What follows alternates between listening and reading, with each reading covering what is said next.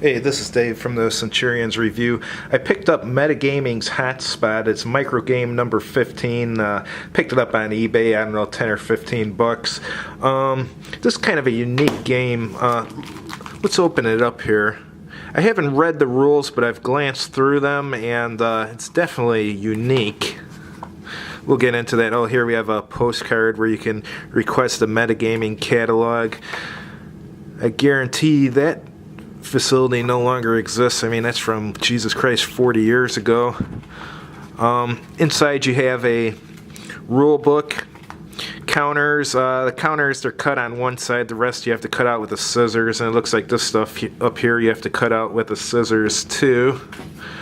Let's go to the back of the rule book. Let's read what it says. This will give you an idea what the game's about because it's kind of unique. Hotspot is a tactical game about the technocrat raid on Chiros.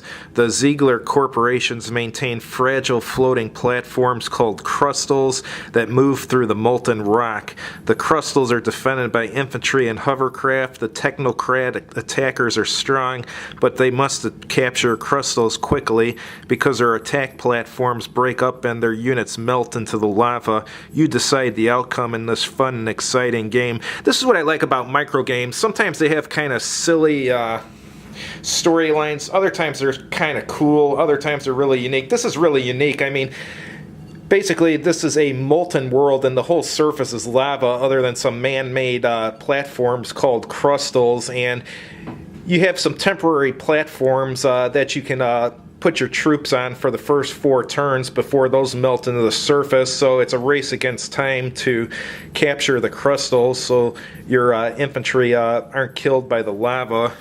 So definitely unique. That's what I like about micro games.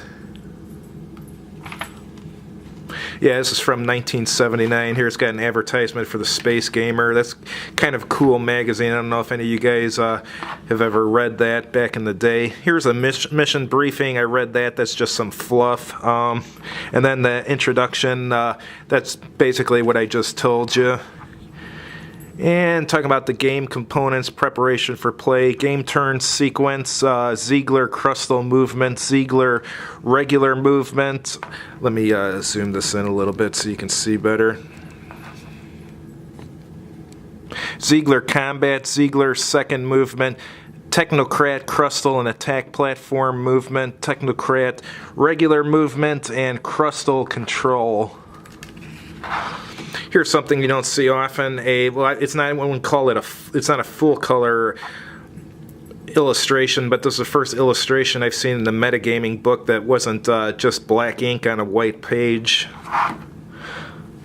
And it's got the victory conditions. Technocrat wins when an engineer squad takes control of the central crustal. Ziegler player wins by eliminating all technocrat engineers or otherwise making a technocrat victory impossible. Game continues until one of the players meets his victory conditions. However, either player may concede at any time. And now it's just getting into the movement of the crustals, which is kind of unique. And it's talking about collisions that can occur, and regular movement and stacking limits.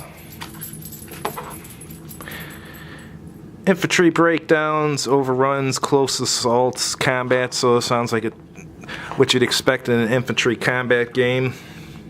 Hovercraft second movement, crustal damage and breakup, technocrat engineer squads.